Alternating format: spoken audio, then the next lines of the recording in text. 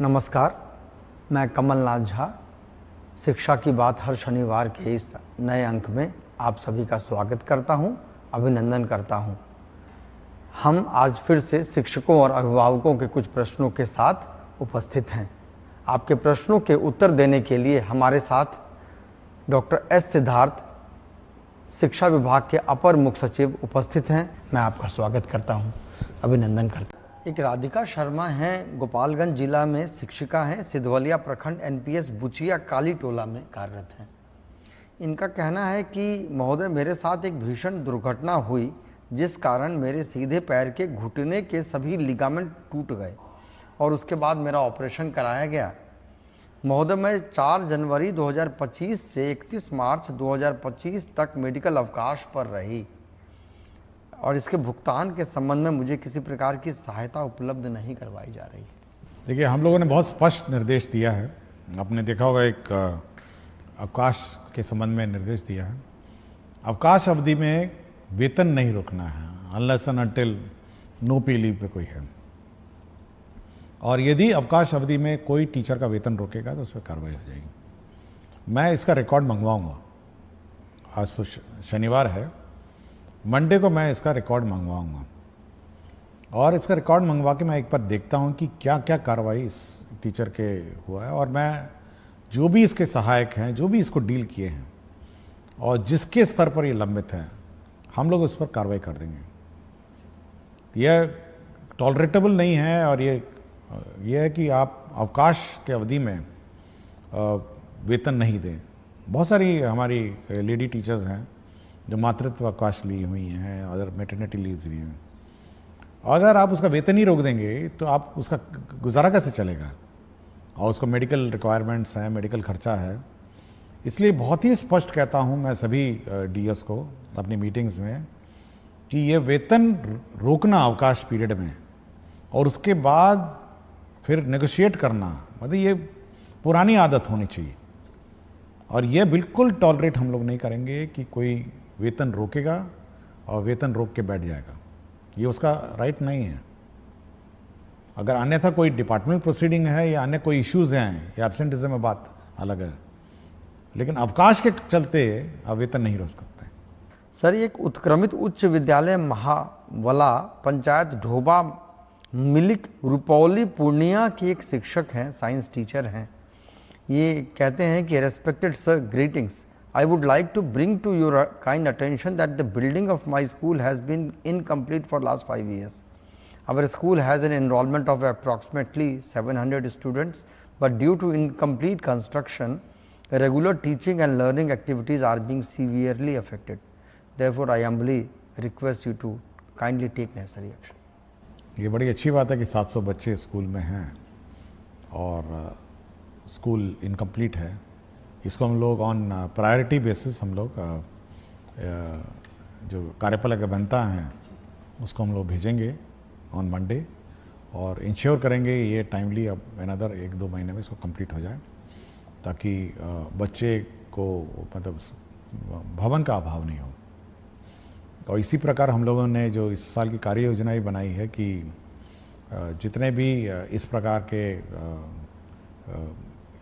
Classroom के shortage वाले rooms हैं, रेगुलर क्लासरूम्स हम लोग कंस्ट्रक्शन का सैंक्शन हम लोग इसी महीने सभी कर देंगे कि पूरे राज्य में हमारे क्लासरूम्स, हमारे बाथरूम, टॉयलेट, हमारे वाटर सप्लाई सिस्टम्स, इलेक्ट्रिफिकेशन, ये सारा हम लोग इस महीने पूरे राज्य का सैंक्शन कर देंगे। इसलिए जिनके पास है भी नहीं और जिनके यहाँ रूम्स की कमी है, वह इस बात से जानकारी देना चाहूँगा कि वहाँ पर भी हम लोग अब classroom, additional classrooms, toilets, water supply और इलेक्ट्रिफिकेशन, ये ऑन प्रायोरिटी बेसिस, और जहाँ जहाँ इंक्रोचमेंट और अन्य इश्यूज़ हैं और बाउंड्री भी हम लोग इस साल निर्माण कराएंगे। Thank you sir. एक सर, मधवापुर प्रखंड है मधुबनी जिले के, वहाँ के एक सिटीज़न हैं, वो एक सवाल रख रहे हैं कि हमारे प्रखंड में टोला सेवक एवं मरकज सेवक की कई सीटें रिक्त हैं, परंतु इसके बावजूद एक भी सीट जारी नहीं की गई है कि शिक्षा व्यवस्था एवं नियोजन प्रक्रिया के पारदर्शिता के विपरीत प्रतीत होता है।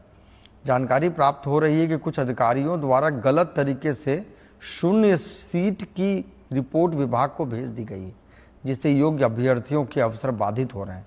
आपसे निवेदन है कि इस संबंध देखिए, तालमी मरकज़ और जो टोला सेवक हैं, जो इन दोनों की बहाली हो रही है और एक डेडलाइन फिक्स्ड है। हम लोग देखिए, बहुत सारे माननीय उच्च न्यायालय में भी वाद लंबित हैं। हम लोगों ने ये कहा है कि जहाँ जहाँ उच्च न्यायालय में वाद लंबित नहीं है वहाँ की बहाली करें, और जहाँ पर माननीय उच्च न्यायालय में वाद लंबित है उनका जैसे जैसे निपटारा होगा हम लोग बहाली करेंगे।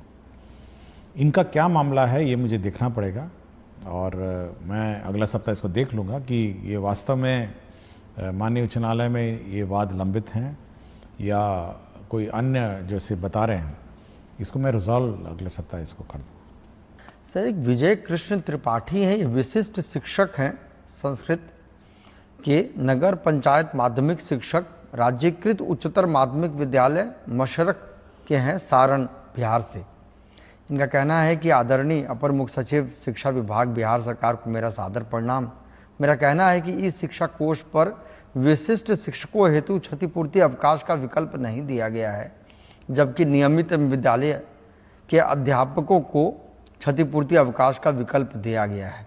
ये इस संबंध में क्यों भेदभाव किया गया, इसके संबंध में? नहीं, ऐसा कोई भेदभाव नहीं है। और जितने भी सरकारी शिक्षक हैं, विशिष्ट शिक्षक हों, TRE 1, TRE 2, TRE 3 और जो पुराने शिक्षक हैं, सभी को अवकाश एक ही मापदंड है, ये अलग अलग मापदंड नहीं है। और मेरे ख्याल से एक बार फिर मैं अनुरोध करूंगा शिक्षक से कि अपना वेबसाइट में एक बार फिर चेक कर लेंगे।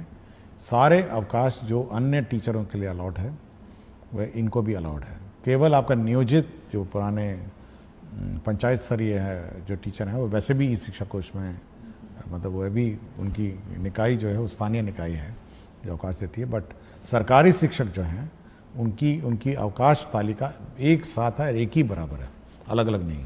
सर, एक सोनू मिश्रा हैं, ये विशिष्ट शिक्षक हैं। इनका कहना है कि सर, आपके द्वारा शिक्षा की बात हर शनिवार कार्यक्रम के माध्यम से शिक्षकों की कई सारी समस्याओं का समाधान किया जा रहा है, जिसके लिए बिहार के तमाम शिक्षक आपके प्रति कृतज्ञ हैं। महाशय, मेरा प्रश्न यह है कि एक ही प्रवृत्ति और एक ही समान प्रक्रिया से बहाल शिक्षकों के वेतन में अलग अलग जिलों में काफ़ी भिन्नता है। आपसे अनुरोध है कि जैसे आपने विभिन्न समस्याओं का समाधान किया है, ठीक उसी प्रकार वेतन निर्धारण की समस्याओं का भी निराकरण करने की कृपा करें। देखिए, मेरी जानकारी में है ये बात कि वेतन निर्धारण में भी इश्यूज हैं, और हम लोग कोई इस प्रकार का कोई बॉडी बनाएंगे जिनको भी वेतन निर्धारण में आपत्तियां हैं वो वहाँ जाके अपील करेंगे। तो ये बात मेरे संज्ञान में है कि वेतन फिक्सेशन और वेतन का जो इसमें इश्यूज हैं ये है, क्योंकि बहुतों को केवल मूल वेतन पे वेतन मिल रहा है। ये भी मेरी जानकारी में, क्योंकि सिस्टम में दिखता है कि मूल वेतन पे आप है, लेकिन जो इंक्रीमेंट्स हैं ये सब है, ये सब नहीं लग रहे हैं। तो इसको हम लोग जैसे ही ये लोग टीचर्स ज्वाइन करेंगे अवकाश के बाद, और कुछ लोग तो नए स्कूलों में ज्वाइन करेंगे, एक बार इसको हम लोग फिर रिजॉल्व करने की कोशिश करेंगे। अभी हम लोग की जो ताबड़तोड़ व्यवस्था है वो ये है कि कम से कम लोगों का वेतन शुरू हो जाए। किसी का प्रान नंबर गलत हो रहा है, किसी का आधार मैपिंग गलत हो रहा है, और ये सब बहुत अभी इश्यूज अभी भी हैं, और सक्षमता के साथ इश्यूज हैं, TRE 1 के साथ इश्यूज हैं, किसी ने कुछ प्राण भर दिया, किसी का कुछ प्राण है। तो ये अभी फायर फाइटिंग इसी में चल रही है। तो एक बार ये सेटल डाउन हो जाएगा तो हम इस बात का रिकैलकुलेट कराएंगे हर टीचर का कि उसका वेतन निर्धारण एग्जैक्टली करेक्ट हुआ है, उसमें क्या त्रुटियां हैं, और सुधार करके फिर उसका जो भी अरियर बनेगा हम लोग भुगतान कर देंगे। जी सर, एक धीरज कुमार हैं, ये शिक्षक हैं। ये कह रहे हैं कि शिक्षा की बात हर शनिवार में आप अपनी कीमती समय निकालकर हमारी समस्याओं को गंभीरतापूर्वक सुनकर उसका समाधान करते हैं, इसके लिए बहुत बहुत धन्यवाद है। इनका कहना है कि इनका EPF की राशि वेतन मद से कटौती की गई है, परंतु EPF अकाउंट में जमा नहीं हुआ है। देखिए, मेरा समय इतना कीमती नहीं है जितना शिक्षक का समय कीमती है, मैं ये मानता हूँ। देखिए, शिक्षक का समय इसीलिए कीमती है कि वो जब समय अपने स्टूडेंट्स को देता है, जो भी देता है या जो अपना समय देती हैं, तो उसका कैरियर और उसका भविष्य बनाती है। तो बहुत टीचर का समय बहुत कीमती है, और ये मैं मानता हूँ। और जो पुराने क्वेश्चंस में मैंने देखा कि व्यर्थ में बैठे रहते हैं, तो बड़ा बड़ा दुख होता है ये सब सुन के। तो मेरा इसलिए हमेशा मैं मानता हूँ कि टीचर का समय सबसे कीमती है, उसको स्कूल में बिताना चाहिए और स्कूल में उसको पढ़ाना चाहिए। जहाँ तक ईपीएफ की बात है, मैं वो जैसे पिछले प्रश्न में मैंने आपको कहा, एक बार ये फाइनली एक बार सेटल डाउन हो जाए, तो पुराने जो विशिष्ट शिक्षक शायद ईपीएफ वाले थे, तो हम लोग ये रिकैलकुलेट करेंगे कि ईपीएफ में कितना बकाया है, और ये इंश्योर करेंगे कि मतलब इसी महीने कम से कम ईपीएफ, क्योंकि प्रक्रिया है, तो इसी महीने कम से कम ईपीएफ का हम लोग सुनिश्चित करेंगे कि ईपीएफ की कटौती अपने अपने अकाउंट्स में चली जाए। सर, एक झूमी कुमारी शिक्षिका है उत्क्रमित मध्य विद्यालय मर्धन डांगी, प्रखंड दिघल बैंक, जिला किशनगंज की। ये आपकी बहुत बड़ी फैन हैं। महोदय, मैं उत्क्रमित मध्य विद्यालय मर्धन डांगी, प्रखंड दिघल बैंक, जिला किशनगंज की शिक्षिका हूँ। महाशय, एक अनुरोध कर रही हूँ कि जिस प्रकार बच्चों को पोशाक की सुविधा उपलब्ध कराई जा रही है, उसी प्रकार बच्चों को जूता एवं टाई की सुविधा होने से ग्रामीण क्षेत्र के बच्चों के लिए वरदान साबित होता है। महोदय, अपने स्तर से व्याप्त भ्रष्टाचार और लॉबी को समाप्त करने का कदम उठाया है आपने, आपको बहुत धन्यवाद कह रहे हैं सर। और इसी प्रकार का एक सवाल सर, जितेंद्र नारायण शार्दुल हैं, ये उत्क्रमित मध्य विद्यालय के शिक्षक हैं। ये इनका कहना है कि इनको स्पोर्ट्स ड्रेस के लिए ये मांग रख रहे हैं, जिसमें लड़कियों के लिए अगर स्कर्ट की सुविधा होती है, जो स्पोर्ट्स खेलने वगैरह में सुविधा होगी, जिसे बच्चे बैगलेस डे के दिन उपयोग कर सकते हैं। इस तरह की मांग सर ये दोनों शिक्षकों ने रखी। देखिए, प्राइवेट स्कूल में तो कुछ प्राइवेट स्कूल टाई और जूता पहन के आने को कहते हैं, और उसमें अभिभावक का ही खर्चा होता है। देखिए, हर चीज़ के पीछे राशि की उपलब्धता भी इश्यूज़ है। हमारे यहाँ करीब 2 करोड़ बच्चे हैं, मोटा मोटी 2 करोड़ बच्चे हैं, और जूता, सॉक्स और मोज़ा भी है, मोज़ा, टोपी और टाई, इसका हम लोगों ने हिसाब किताब लगाया था एक बार। इतनी बड़ी राशि हो गई थी कि हम लोग थोड़ा सोचे कि इस पर बाद में विचार किया जाएगा। और मैं कभी कभी फ़ोटो भी देखता हूँ बहुत सारे स्कूल्स में कि अभिभावक ने अपने आप ही, सब लोगों ने खरीद के, टाई खरीद के बच्चों को दिया है।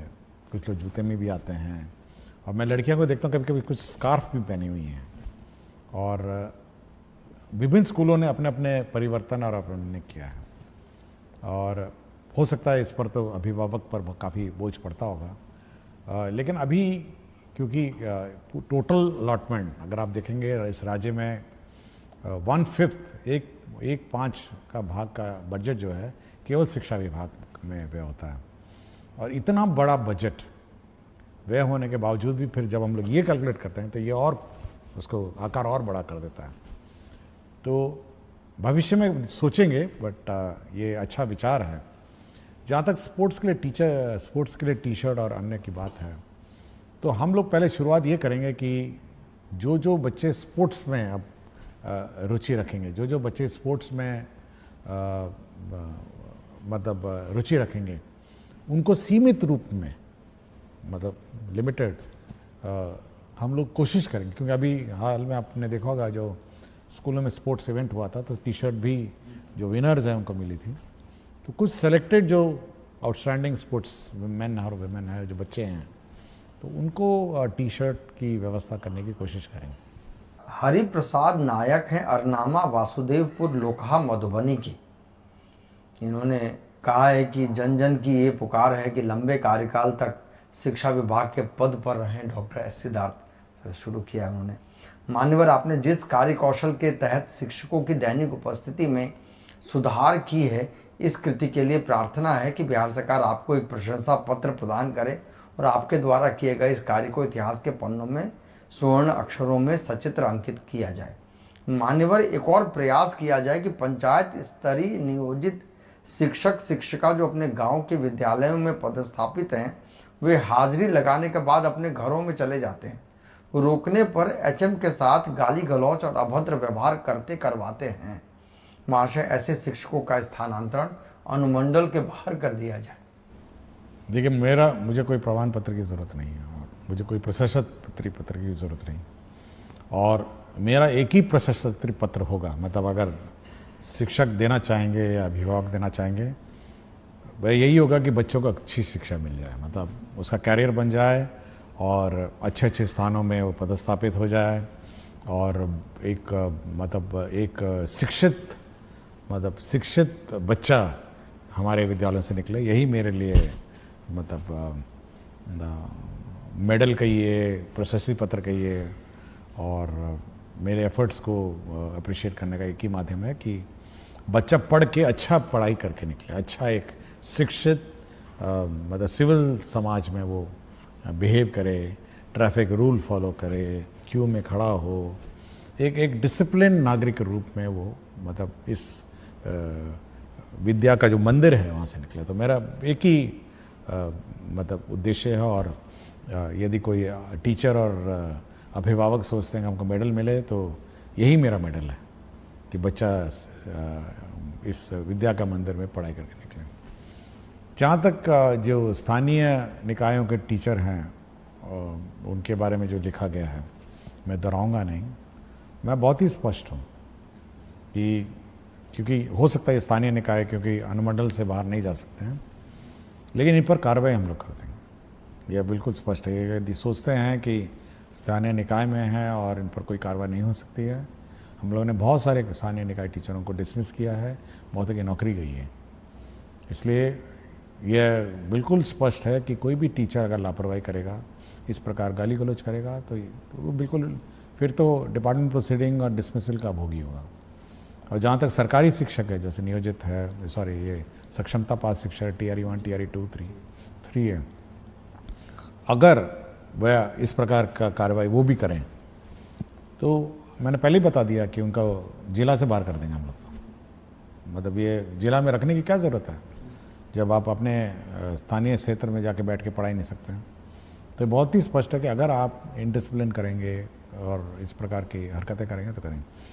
और दूसरा ये है कि हम लोग का ये मानना है कि किसी स्कूल की व्यवस्था सामूहिक रूप से संचालित होती है, और यदि कोई टीचर इस प्रकार का हरकत करता है तो यह दायित्व अन्य टीचर का बनता है कि वह सरकार में रिपोर्ट करे कि देखिए फलाना टीचर बदमाशी करते हैं, फलाना टीचर भाग जाते हैं, फलाना टीचर गाली गलौज करते हैं। ये बाकी टीचरों का भी दायित्व है कि सरकार को सूचित करे ताकि सरकार उस पर कार्रवाई करे। जी सर, ये बहुत उपयोगी भी है सर। और सर, एक आम ग्रामीण का ये सवाल है कि इनका मानना भी है कि प्रायः सभी जगह शिक्षा में बदलाव हो रहा है, पर मोतिहारी प्रखंड पिपरा कोठी पंचायत राज वीर छपरा राजकीय बुनियादी विद्यालय पिपरा कोठी भगवान भरोसे ही चल रहा है। प्रधानाध्यापक विद्यालय प्रांगण में ही खैनी खाते हैं। वह MDM व अन्य राशि के साथ साथ वर्ग संचालन, अभिभावकों को विद्यालय नहीं बुलाना सहित तमाम तरह की अनियमितता है। हम अभिभावक हमेशा आपका कार्यक्रम फेसबुक पर देखते हैं। आप दूसरे विद्यालयों में वीडियो कॉल पर बात भी करते हैं। सर, उम्मीद है इस विद्यालय के लिए भी कुछ। देखिए, हम लोग के जो रिकॉर्ड्स हैं, अटेंडेंस का रिकॉर्ड हमारे पास है, MDM के रिकॉर्ड्स हैं। हम लोग समय समय पर बोले हैं कि सबका फोटोग्राफी होना है, मिड डे मील का, पेरेंट टीचर में, ये सारे खंगालेंगे हम लोग इस स्कूल का। जैसे ही स्कूल खुलेगा, ये तो मेरे रिकॉर्ड्स में होंगे ही, मैं एक बार चेक कर लूँगा कि सारे रिकॉर्ड्स हम लोग खंगालेंगे। और दूसरा है कि हम लोग एक टीम भेजेंगे स्कूल का जांच के लिए, और इनके कार्यकलाप की जांच करेंगे। अगर यदि टीचर्स दोषी पाए गए, जैसे मैंने पहले ही कहा, अगर दोषी पाएंगे तो आपको जिले से बाहर कर देंगे। तो ये स्कूल परिसर में किसी प्रकार की लापरवाही इन टर्म्स ऑफ डिसिप्लिन और क्वालिटी ऑफ एजुकेशन या निर्देशों का पालन नहीं करना, इसके लिए तो हम लोग कार्रवाई कर देंगे। बहुत बहुत शुक्रिया सर। हम लोगों ने आज शिक्षकों के साथ साथ कुछ ग्रामीणों के भी सवाल लिए हैं। सर, बहुत बहुत धन्यवाद। सभी शिक्षक, मुझे लगता है कि सब संतुष्ट भी हो रहे होंगे। हम अगले शनिवार फिर कुछ प्रश्नों के साथ पुनः उपस्थित होंगे। तब तक के लिए नमस्कार, धन्यवाद।